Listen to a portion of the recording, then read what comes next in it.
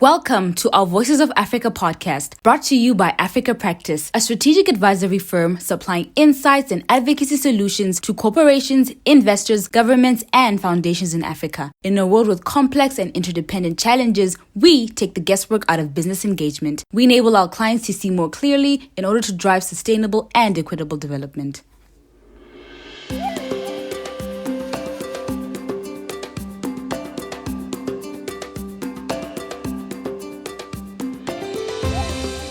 Hello and welcome to this edition of Voices of Africa. Today we're going to be talking about gender and what it's going to require to close the gender gap, to achieve gender equality and women and girls empowerment. And we're joined on this episode by Oulimata Sarr. Oulimata has a distinguished career. She is Senegalese by birth, studied in Canada, did an MBA briefly in the UK, and then began her professional career as an auditor at Ernst & Young. She then moved to the International Finance Corporation, IFC, a member of the World Bank Group, before being appointed a regional director for Western Central Africa at UN Women. She was then identified by Macky Sall's government in Senegal to become the Minister of Economic Planning and Budget. And I think I'm correct in saying you're the first woman to have occupied that role in the Senegalese government. And after a stint in office, you founded our Legacy Foundation, which is focused on building the capacity of women to access markets. And we're going to be speaking in some length about the work of your foundation. So Oulimata, thanks so much for joining us. It's a pleasure for me to speak to you today. Thank you so much, Marcus. I'm delighted to be here so we can have this very important conversation on gender equality and women empowerment. You know, talking about my 32 years of career, I can summarize it with almost like a red thread. And that red thread is women empowerment, gender equality. And through all my career, I either had to deal with issues of rights, of representation, or resources. We call it the 3 Rs. I started very young. I graduated from HEC Montréal at 22, and I joined Ernst & Young. And I remember when I became the mission chief, I was extremely young, and we would go to clients, and the clients would start talking to the men in the room. So very early on, I knew that women representation, particularly in Africa, is an issue. And I know that through my career, either at IFC, where I started the women's group, we ended up having a diversity inclusion group, identifying the talent, or whether as a Minister of Economy, driving gender-based financing, and making sure that there are more women in my cabinet. And lately, when I left office, I simply decided to focus my time and energy, what I know, and that makes me feel good, that makes me feel useful, is women economic empowerment. So our foundation legacy, our legacy in French, our notre héritage in Wolof Sunyundono, is how do we want to be remembered? Do we want to be remembered as a group of women and men who move the needle in Africa for women economic empowerment? Because I strongly believe that economic freedom is what accelerates access to rights, to representation. Thank you, Oulimata. That was very clear.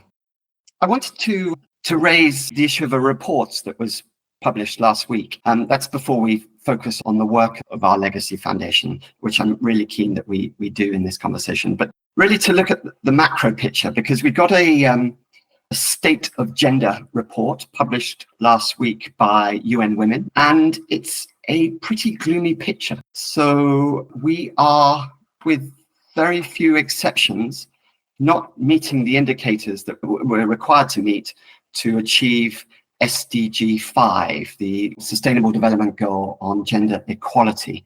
We don't have that many more years now before 2030, and we are lagging behind on almost all the indicators. I wanted to get your reflection really on why that is and why there is not sufficient investment going into all aspects of achieving gender equality. Marcus, you are 100% right. this is a very critical moment for women.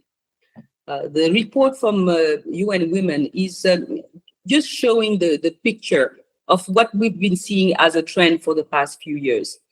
If you recall, during COVID, there was an instance in the speech of the Secretary General of the UN where he said that there's a silent pandemic.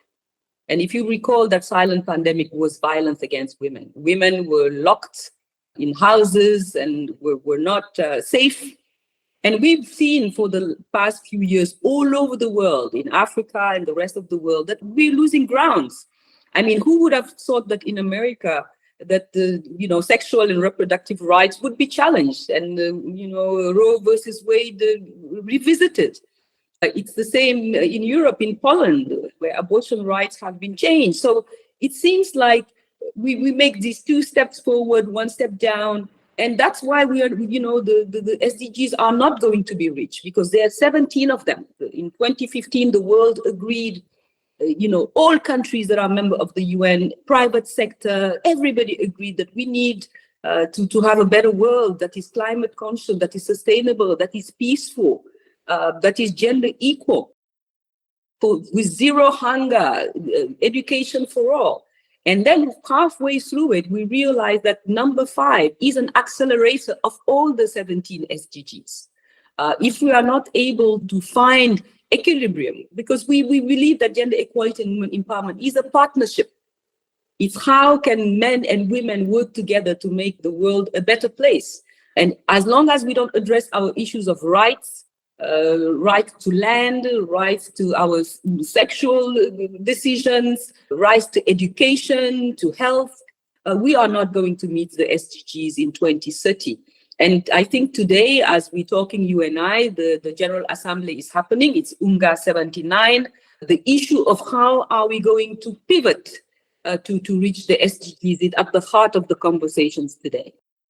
Thank you. The UN Women report does a good job at quantifying the cost to the global economy, in fact, but specifically to the economies of sub-Saharan Africa in terms of the missed dividends from not having equal opportunity for women. So it estimates it's a cost of $10 trillion to the world economy, of which 210 billion to sub-Saharan Africa, which is more than 10% of the region's GDP. It's a significant sum of money. But you referenced there the progress that needs to be realized in terms of rights of women. And I wanted just to focus on rights and for you to tell us really what we're referring to there when we speak to women's rights. You mentioned a couple, but I'd like to focus on that. And then we'll look at representation, the other R that you mentioned. So could we look at the rights issue and you give us a bit of a snapshot of where there has been progress in terms of women's rights, particularly on the continent? So the rights issue is really a cornerstone of this triangle. You will remember that the World Bank each year has a flagship report called Women, Business and the Law. In that flagship report, you realize in many countries, women don't have the same rights as men. That's what the report shows. Some countries still ask you have to have permission from your husband. There's certain jobs that women cannot take on. So the rights to be an equal citizen is what we talk about when we talk about women's rights. We don't want any favors. We want our girls and boys to have equal opportunities, to be educated, and not in Africa have a family where the resources are scarce. Then it's the girl that stays in school. The rights to safety, because as you know, violence against women is rife in Africa, whether we're talking about female genital mutilation, whether we are talking about child marriage. Can you imagine in 2024, we spent the whole year fighting FGM in the Gambia, where the parliament was looking at revisiting the law. So it just comes back to what I was saying earlier the year, that the setbacks, meaning that we as women and men have to be extremely vigilant, because something that you fought for, that you think is behind you, come back 20 years later to haunt you. You remember the drama of the Chibok girls. The Chibok girls were girls who were in a school, and somebody decided to kidnap them. I remember I went to Maiduguri And some of the girls, there were survivors we met. But you know, what they want, the violent extremists, what they want is they want to scare you. If they scare the parents enough, then the girls are not going to school. It's exactly the same with Malala being shot going to school. The message is, if you're going to school, you're going to be harmed. And then then parents will tend to keep the girls. What we see now in Afghanistan. So the woman's rights to be an equal citizen in any of those countries and being in a peaceful, safe place to explore their full potential is a challenge, and it's a worldwide challenge. So that's what I would say on the rights issues. And are we making progress in terms of reforming the laws to enshrine equal rights for women? Are there countries you can point to that have made progress in this regard? Yes, and the poster child of Génération Égalité is Gabon. Gabon, when I remember when I was at UN Women, decided one day to have an inventory of all the discriminatory laws. And they went one day to Parliament and they removed all of them. Whether it was in the labor law, in the Code de la Famille, any statutory document that gave different rights to women and men, they removed them.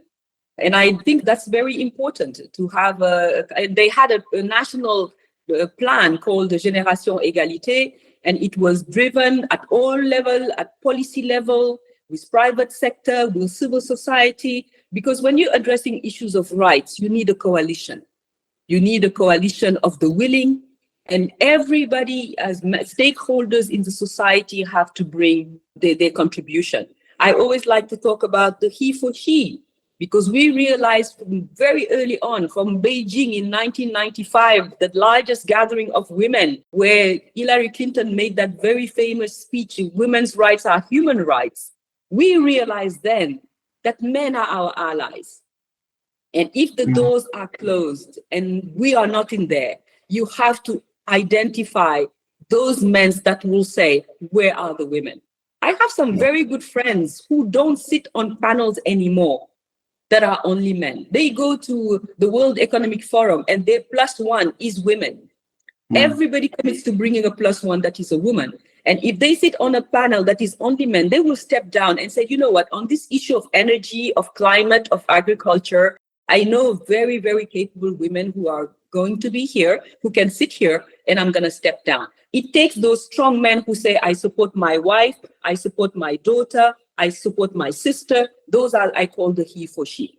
I'm pleased you mentioned the case of Gabon. I was fortunate enough to be involved in supporting some of those reforms. And I recall they went quite a step beyond some of those reforms that you've referred to even enshrine the rights of widows in society. That is correct.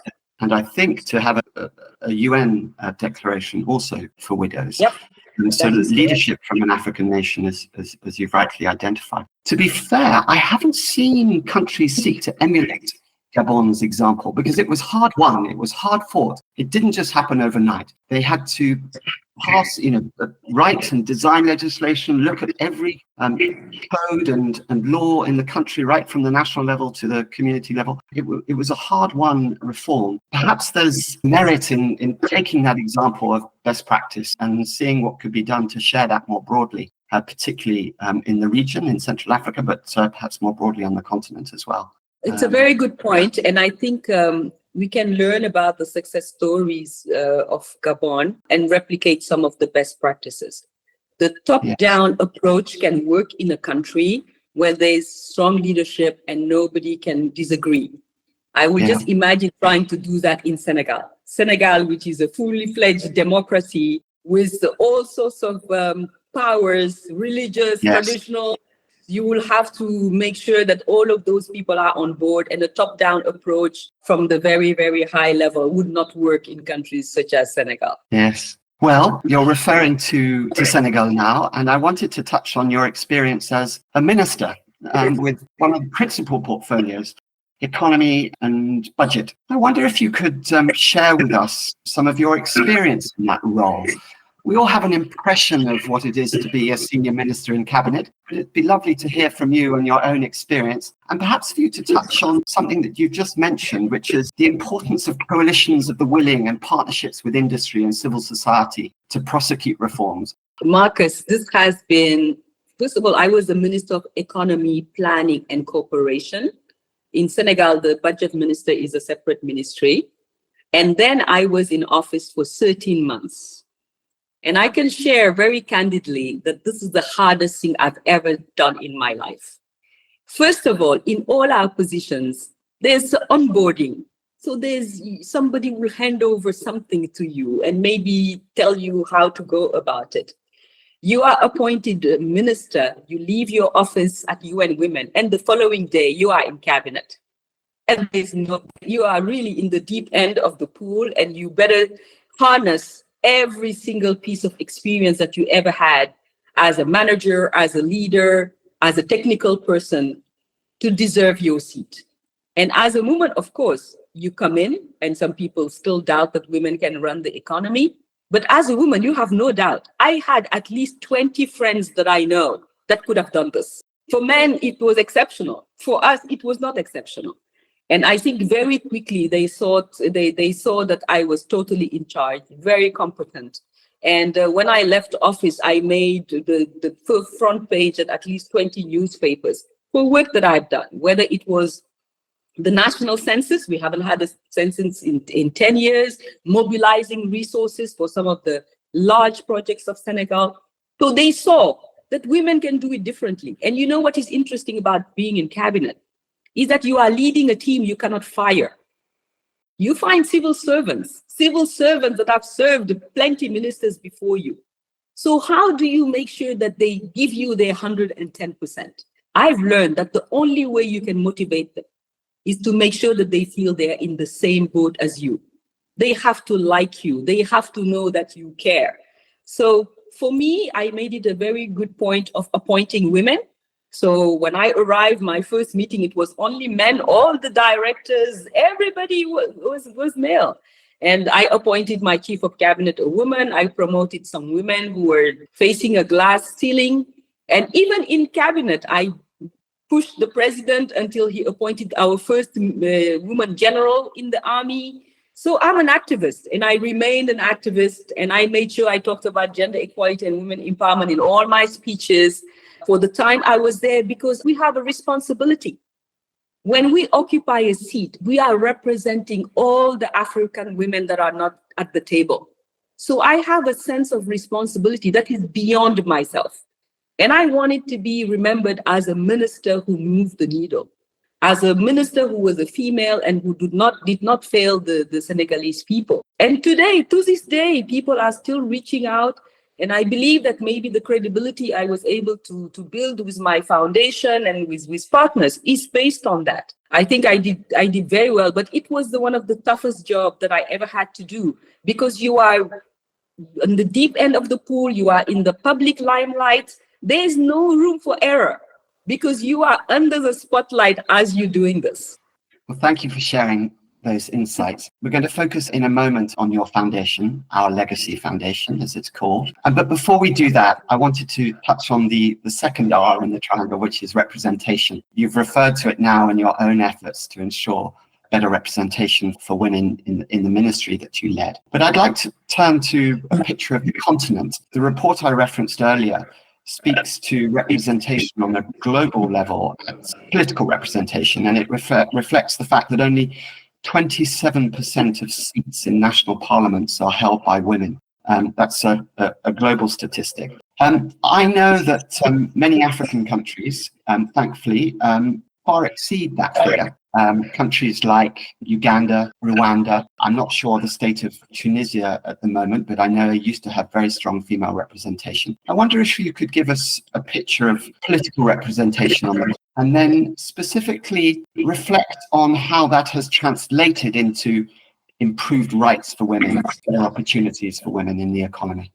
Marcus, you are 100% right. I think the African continent is doing much better than the rest of the world, but it's due to quotas. I come from a country, Senegal, that has a quota law. Same with Cabo Verde. All the countries that have equal representation in parliament, which is our case in Senegal, or whether some political leadership like South Africa decided to have 50-50 cabinets and others. Rwanda even has more representation of women in parliament. It was deliberate. So for me, the key message here is that if you want to leapfrog, you will have to put a quota. Because I think it was the World Economic Forum that said it will take 170 years to reach equal representation if we were going at the pace that we are going currently. And I think the women don't want to wait. I don't want my great-grandchildren to wait until to get there, because we know that we are competent. I used to work on this subject matter, and I remember visiting some countries in the Sahel, and they said, well, we are trying to find some women, but they are not competent. That was the minister telling me that. I said, sir, I totally disagree. If you're looking for women in the mining sector, I know at least 5 women of your country that can do that. So it also, raised a subject matter with us women. We're like, how do we keep the information? How do we keep the data? How do we make sure that we are totally connected and networked on the continent? So nobody will ever say, well, I know no woman in blasting. Well, I know a woman in blasting, and she's doing very well with explosives, and I can introduce you to them. Thank you for reflecting on that. I want to now focus on the work of your foundation. You founded this, I think I'm right in saying, after you left political office. And your foundation is focused on capacity building for women, with a specific emphasis on economic opportunities. Tell us about our Legacy Foundation. So I've been supporting women organizations in Senegal and across Africa in an informal way for many, many, many, many years. And then when I left office, I decided that I was going to formalize that. And in formalizing that is having a proper foundation and clearly identifying my beneficiaries, supporting them, having an M&E in place. And that's how the idea came about. And then we started in Women in Agriculture. That's my favorite. I'm trying not to spread myself too thin and be in all subject matters. When I look at the pyramid of women in the agriculture value chain, I think the bottom of the pyramid needs the most help. And we started a very interesting initiative called 100 Greenhouses. So we are donating greenhouses to women. We gave 4 of them across Senegal to prove the concept. And we believe that with the results we are having, with the harvest, the contracts that they have, that we will be able to scale it up with partners, with government, to show that we cannot just wait for rain-fed agriculture, that a small infrastructure can be given to the women, and that will accelerate their economic empowerment, because that's the agenda. If they have money, then their children will be well fed, then they will be educated, and we are seeing some great results. And now, to show the world that we are walking the talk, we went as a foundation and bought 10 hectares of land 2 hours away from Dakar to show ourselves the best practices.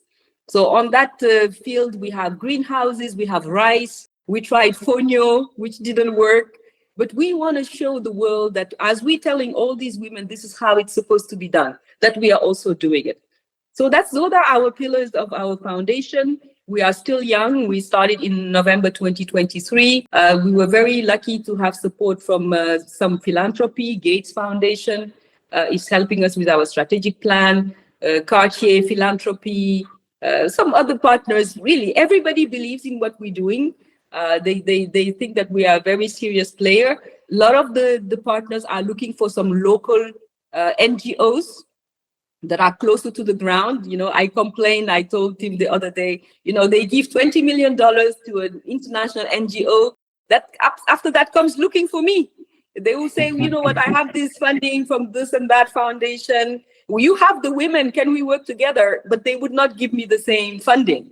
So I'm trying to do my best to really harness that confidence. I trust the local players, because we know the ground, we know the actors. And if you're looking for impact, we can deliver impact together.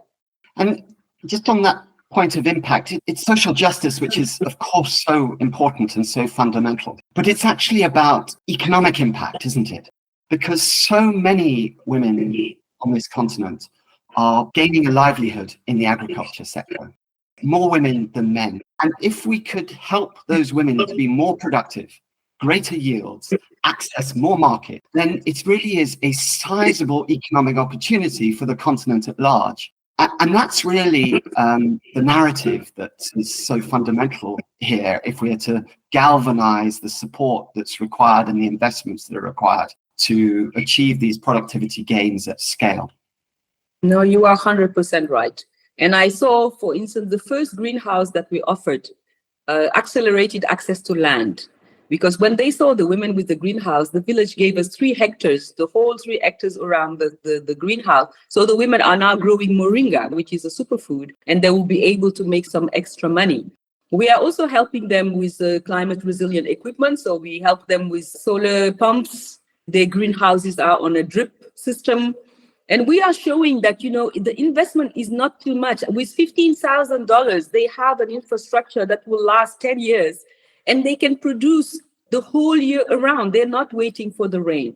And I think if I can prove that the model is working, then anybody can replicate around the continent, can replicate in Senegal. And then we would like to scale it in the Sahel, particularly the Sahel, where water is a problem, where it's only rain 3 months a year, like in Senegal. But what else do we do when the rain is gone? You have to find solutions. I worked many, many years on rain-fed agriculture because we thought that that was the economic empowerment entry point. We spent millions of dollars as the UN trying to deal with the issues of climate resilient agriculture for women economic empowerment. And then we come back a couple of months later, then it did not rain, and then the birds ate the rice, and then we back to square one. So I want to show through my foundation that we can do it differently with less resources on top of that. Can you highlight a few of the interventions that you've been able to support that have really achieved significant impact, either in terms of economic gains for women in agriculture or in terms of food security within Senegal or the countries where you're invested in? So the national, we have a new government in Senegal, and the national development plan is focused on food sovereignty. As you know, we are a big importer of rice, and we are a big importer of veggies, actually, of vegetables. And the idea is to make sure that the women are in these agriculture value chains that bring money. All of our 4 greenhouses bring funding to the women. They have harvest. Some of them made $1,000. Some of them made $1,500 for women who the baseline was 0. So for us, all our 4 greenhouses are success stories. The impact is very clear. They are able to invest a little bit more and have more moringa plants on the site. So for us, we are looking forward to our first year report to show that this is where we took them. They had no economic activity when it was not raining, and this is where they are today. And I think we're looking forward to having our full picture, because now it's early stages. We are 6 months, our 100 greenhouses, but our dream is to have the initiative and call it 1,000 greenhouses, 10,000 greenhouses, and donate them. We donate them for free for women's groups that are organized and that are willing to try. Thank you.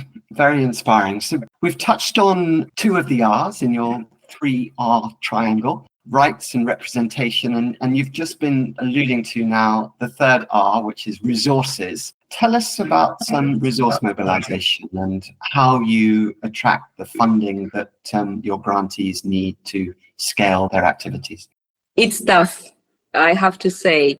But we are very grateful as a young foundation. Our objectives this year was to mobilize $1 million of donor funding. Anything that we do in our farm is funded by us, so we have skin in the game. Our biggest funder was the Gates Foundation. We signed the grant with them in August for $460,000. Some other donors gave us $50,000. We even received $100,000 from a development bank called Badea, building a training center for women in the north of Senegal. We did all the paperwork, but they gave them the money directly. So we believe that it's a part of our fundraising. So from the grants we received from the Gates Foundation, we are finalizing our strategic plan. And once the 5-year strategic plan is done, we are going to do a roadshow. We are going to talk to some donors that are interested in Africa, on gender equality, on women empowerment, on climate resilient agriculture. And then we would partner to deliver 10,000 greenhouses in Africa, in the Sahel. And that's what we are trying to achieve. And that's the most rewarding thing I can do. Every time we inaugurate a greenhouse, and a couple of months later, they're showing us their bell peppers, their tomatoes. We are excited because we were there and it was ground zero. Oh, well, congratulations. And I speak on behalf of the organization that I lead, Africa Practice, to underline our commitment to supporting you in all of your work, but specifically in resource mobilization and in the policy advocacy that's required to address the rights and representation issues that you spoke to earlier. And yes, thank you for that opportunity to work with you and to support you. I want to turn now to our final question, or my final question to you, which is a question we invite all of our guests to tackle. And that is to invite you to paint a picture of a prosperous Africa that inspires the world. So for me, a prosperous Africa is an Africa that is peaceful, where women and girls have equal rights with men and boys, that we harness our demographic dividend. I've been to many Asian countries with no children, 0.5 in Korea, etc. So I think that the fact that our latest census in Senegal is saying that the women are having 4.8 children is excellent for Africa. It's excellent because we will continue to have the labor and we will continue to have a very young population. And I think that's an asset. And that asset needs to be anchored on entrepreneurship, on decent jobs, on, most importantly, gender equality, where women are in peace, where they can reach their full potential with the support of men and boys. That's the prosperous Africa that I see. Well, that's a lovely note on which to end. Thank you, Oulimata, for your time, and thank you for inspiring us with the work that you're doing. Thank you so much for having me, Marcus. Thank you for tuning into a Voices of Africa podcast this week. Voices of Africa is a forum where Africa's leading experts weigh in on cross-sectional topics affecting the continent. Experts share their views on how we can unlock greater value that will benefit industry, government, and communities. For more of our insights, visit our website or subscribe to our weekly newsletter, Views on Africa, in the description.